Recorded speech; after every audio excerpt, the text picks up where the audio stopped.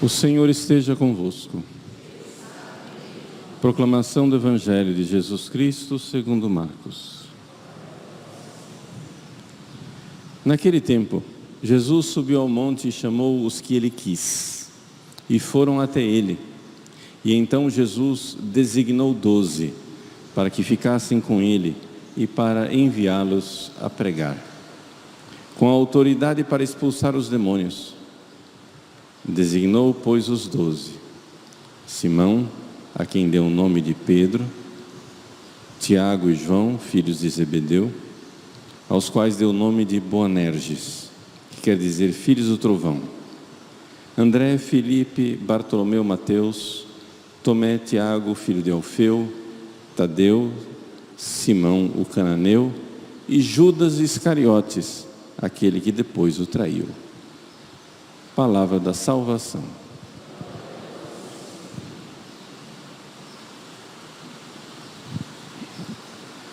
Meus queridos irmãos e irmãs, o Evangelho de hoje é um momento sublime da história de nossa salvação. Jesus fez os 12. É essa a palavra que está no original grego, epoiesen. Jesus fez, Jesus constituiu, Jesus realizou os 12. E aqui nós vemos a grande diferença entre a igreja católica e os protestantes. Os nossos irmãos protestantes, eles não aceitam esta realidade de que os discípulos de Cristo, ou seja, a igreja de nosso Senhor, ela é dividida em 2 grupos, e que essa divisão foi criada por Jesus. Nós, quando lemos os evangelhos, vemos claramente que existem as multidões com as quais Jesus fala, mas que além dessa multidão tem os discípulos. Os discípulos são aqueles que creram em Jesus, são aqueles que seguem Jesus, são aqueles que estão com Jesus, homens, mulheres, crianças, famílias inteiras, um grande número. Mas destes discípulos, que são a igreja, aqueles que creram em Jesus, Jesus então separa, constitui 12, um grupo estável. Veja, todos os estudiosos, todos os historiadores, inclusive os protestantes, ninguém nega esse fato histórico, não é? Existe um famoso teólogo protestante chamado Joaquim Jeremias, é um alemão, que durante o século XX, ele passou a vida pesquisando, não é? Com grande rigor, até excessivo, rigor científico, procurando as ipsissima verba Christi, ou seja, as mesmíssimas palavras de Cristo. O que é que levou esse teólogo protestante a fazer isso? É exatamente uma dúvida que surgiu entre os protestantes liberais a respeito do texto do Novo Testamento. Ou seja, eles começaram a pensar assim: bom, o texto que está lá no Novo Testamento não é tudo de Jesus. Tem coisa que, aspas, foram inventadas pelos apóstolos, fecha aspas, ou pela igreja primitiva. Mas o que é que o Jesus histórico, Jesus historicamente fez? O que é que ele disse? Então, com essa mentalidade investigativa de colocar uma dúvida no Novo Testamento, que é uma coisa errada, Nós não devemos fazer isso. O Novo Testamento é a palavra de Deus, a gente aceita ele inteiro, não fica escolhendo qual é a parte que eu quero, qual é a parte que eu não quero. Mas estou dizendo o que é que esse protestante liberal fez. Ele começou a duvidar de que aquilo lá fosse histórico.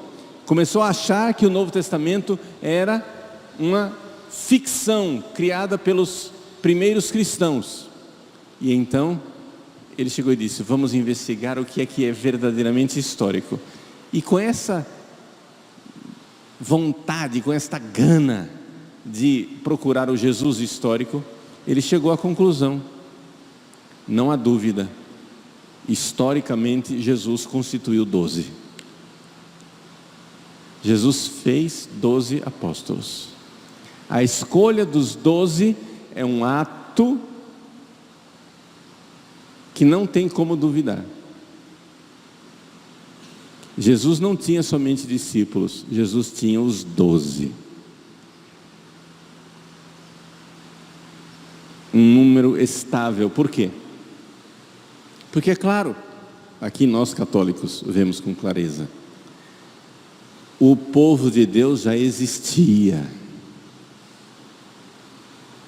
O povo de Deus estava lá no Novo Testamento, e o povo de Deus era feito pelas 12 tribos de Jacó, dos filhos de Jacó. 12 filhos de Jacó fizeram as 12 tribos, e esse era o povo de Deus. Jesus veio para reformar o povo de Deus, ou seja, constituir a igreja. Não me venham, senhores protestantes, dizer que Jesus não fundou uma igreja. Ele fundou a igreja, a única igreja, a santa igreja. Os protestantes liberais duvidam que Jesus tenha fundado a igreja. Por quê? Porque é claro, se Jesus fez uma igreja, ela tem 2000 anos, e a deles tem quantos? Entendeu? Então a única saída para eles é dizer: Jesus não fundou uma igreja. As igrejas que estão aí são organizações humanas. Essa é a saída protestante. Só que nós católicos, vamos lá estudar com os protestantes então, vamos lá. O protestante mais cético, o protestante mais duvidoso, o protestante que menos aceita as coisas históricas de Jesus, o que é que ele diz? Jesus escolheu 12. Isso não tem dúvida. Jesus escolheu 12, mas por que será, que ele escolheu 12? Jesus escolheu 12 porque ele estava reformando o povo de Deus. Era o novo povo de Deus. 12 era o fundamento. No Apocalipse aparece Jerusalém celeste, a nova cidade de Deus com 12 colunas, os 12 apóstolos, é o novo povo de Deus. O fundamento da igreja, os 12 apóstolos. Pois bem, é essa a igreja apostólica. A igreja de Cristo, ela é apostólica, ela é dos 12. A igreja dos 12, a fé dos 12. Pois bem, Jesus historicamente escolheu 12. Jesus fez a igreja, novo povo de Deus, baseado nos 12. Assim como os primeiros, o povo de Deus foi feito com os 12 filhos de Jacó. E o que é que isso significa? Significa que na igreja existem 2 grupos. Os discípulos, que nós hoje chamamos de leigos, ou seja, as pessoas não ordenadas, que não receberam a ordenação, como os apóstolos receberam a ordenação na última ceia. E existem os 12, que estavam na última ceia, e Jesus ordenou os 12. 12 sacerdotes ordenados por Cristo. O que é o protestantismo? O protestantismo é um cristianismo sem sacerdócio ordenado. Eles acham que só tem um grupo na igreja, São os batizados, acabou. Os pastores não têm poder a mais ou poder a menos que os leigos, são todos batizados. Quem é o pastor? O pastor é só um funcionário da comunidade. É alguém que está lá para pregar. O povo gostou daquele pregador, contrata ele. Não gostou, manda embora. Mas ele não tem poder. Nós católicos cremos que não é assim. Jesus criou a igreja com 2 grupos. Ele fez, o evangelho de hoje, ele fez os 12. Epoiesen, ele constituiu os 12. Ele criou esse grupo. Ele criou os ministros ordenados. Portanto, deu a eles poder. E esse poder será o poder de pregar a palavra com a sua autoridade e depois de administrar os sacramentos que ele irá instituir. Na última ceia, quando Jesus pega o pão, pega o vinho, diz: fazei isso em memória de mim. Fazei. Ele está ordenando o sacramento da ordem. Fazei. Quando Jesus manda, Jesus dá o poder. Fazer a Eucaristia, a transubstanciação do pão e do vinho. Aqueles a quem perdoardes os pecados serão perdoados, aqueles a quem não perdoardes lhes serão retidos. Tudo isso está na Bíblia. Aquela mesma que o protestante usa, não é diferente. Jesus fez os 12, deu a eles o poder de celebrar a Eucaristia e deu a eles o poder de perdoar os pecados. Jesus fez isso, historicamente. Até mesmo os céticos admitem isso. Até mesmo os mais duvidosos admitem isso. Jesus também fez uma outra coisa. No meio desses 12, ele também, de caso pensado, sabendo das coisas, sabendo o que estava fazendo, ele escolheu Judas. Quem é Judas? É um dos apóstolos que recebeu de Jesus todas as graças para ser fiel. Todas as graças para ser São Judas Iscariotes. Judas poderia ter sido um grande santo.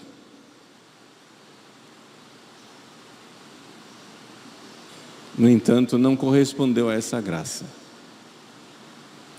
Então aqui, uma grande misericórdia de Jesus para conosco. A misericórdia de ter escolhido Judas, para que nós não nos escandalizássemos quando no futuro a igreja tivesse a dificuldade dos maus pastores, a miséria dos maus ministros, a miséria dos maus sacerdotes. A igreja sabe desde o início que existem pessoas como Judas, que é possível que haja maus ministros, maus padres, maus bispos, maus papas. A igreja sabe disso desde o início. Não nos deve escandalizar isso. E Jesus, com grande caridade, fez isso. Ele escolheu Judas exatamente para iluminar a nossa história, para que ninguém depois diga: a igreja deu alguma coisa gravemente errado, porque Jesus escolheu apóstolos puríssimos e santíssimos, e a igreja estragou tudo, e agora apareceram os maus padres. Não, Jesus já colocou desde o início, eu vou constituir os 12, eu vou constituir os 12 apóstolos, e vai ter gente que vai pisar na bola. Vai ter traidores, sim. Olhem a história da igreja. As grandes heresias foram todas elas, na sua imensa, esmagadora maioria, inventadas por bispos. Algumas por padres. Heresia feita por leigos, raras, muito raras. Muito raras. As grandes heresias, as grandes desgraças, os grandes cismas, os grandes conflitos, os grandes escândalos da igreja foram feitos por pessoas ordenadas. Não estou dizendo isso para diminuir a nossa fé nos homens ordenados, exatamente o contrário, para crer neles. Nós vimos na primeira leitura, Davi tem lá Saul, que é o rei ungido de Deus. Davi sabe que Saul é injusto. Davi sabe que Saul está tentando matá-lo injustamente, que Saul está pecando. Davi sabe disso. Mas é Davi quem diz no Salmo: Nolite tangere Christos meus, não toqueis nos meus ungidos. E por isso Davi não toca em Saul. Ele corta um pedaço do manto, mas não toca em Saul. Poderia tê-lo matado, e teria sido justo matar Saul, porque é justo matar o injusto agressor. Se tem uma pessoa que está injustamente querendo me matar, eu posso me defender, legítima e proporcionada defesa. Ele quer me matar, eu me defendo e mato ele. Chama-se legítima e proporcionada defesa. Davi poderia ter, por legítima e proporcionada defesa, matado Saul. Mas ele viu que Saul era injusto, que Saul era mau, não somente, que Saul era endemoniado, porque ele era tomado por acessos demoníacos de fúria contra ele. E no entanto, Davi respeitou Saul e deixou que ele vivesse os seus dias. Quando finalmente Saul morreu numa batalha,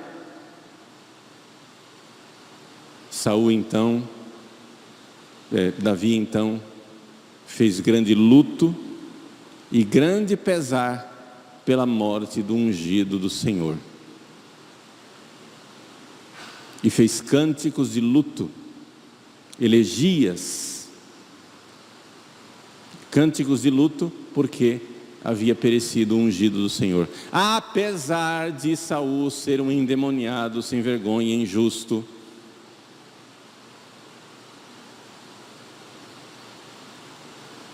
qual é a atitude católica diante dos ungidos de Deus?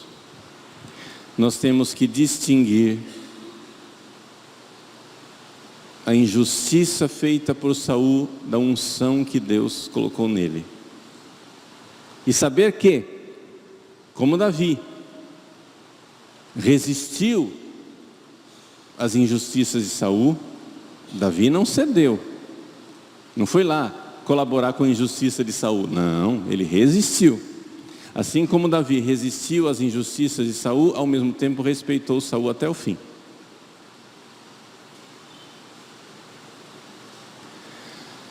A Santa Igreja Católica foi constituída por Cristo Senhor no fundamento dos 12 apóstolos. E Judas permaneceu apóstolo até o fim, até que ele mesmo tirou sua vida. E aí então a igreja escolheu Matias para substituí-lo, para que em Pentecostes estivessem novamente os 12, para receber o Espírito Santo, e ali o início da vida da igreja. A igreja sempre considerou que Judas estava no inferno. Não tem como ter a esperança de que não haja ninguém no inferno. É impossível. O inferno está cheio de bilhões de demônios. Não tem como estar vazio. A não ser que agora a gente diga que os demônios não existem. O inferno está lotado, cheio de bilhões de demônios. Essa é a fé da igreja. E a igreja sempre considerou que existem pessoas no inferno, e uma delas é Judas. E que Judas está no lugar mais profundo junto com Satanás. Porque assim como Jesus o elevou a uma grande honra para que ele fosse para o céu, assim também o pecado dele foi maior do que todos e se precipitou no mais baixo inferno. E portanto Judas está no inferno. A própria Sagrada Escritura chama ele de filho da perdição. Se ele é filho da perdição, é porque ele está perdido. Ele é o filho da perdição. E portanto, nós que cremos na Santa Igreja Católica, cremos na unção dos seus ministros. Rezamos por todos os sacerdotes ordenados, para que Deus os mantenha firmes na fé, e aqueles que precisam ser convertidos se convertam, para que não tenham o fim de Judas. O inferno de um padre, de um bispo ou de um papa é um inferno muito cruel, porque eles foram grandemente eleitos, e por isso grande é a sua perdição. Rezemos, rezem por mim, para que eu não me perca, para que eu não seja tomado de soberba e comece a inventar uma religião que não é a de Cristo e pregar uma fé que não é a católica. Não, nós precisamos, com Davi, estar unidos num só povo de Deus, sem tocar os ungidos, sem agredi-los, resistindo às injustiças quando elas acontecerem, mas com profunda piedade filial. A piedade dos filhos que reconhecem a unção do Pai. Rezar muito, crer muito, amar muito. Porque Deus fez sua igreja e constituiu os 12. Não somos protestantes. Essa é a fé da igreja, una, santa, católica e apostólica. E nessa fé nós queremos viver e morrer.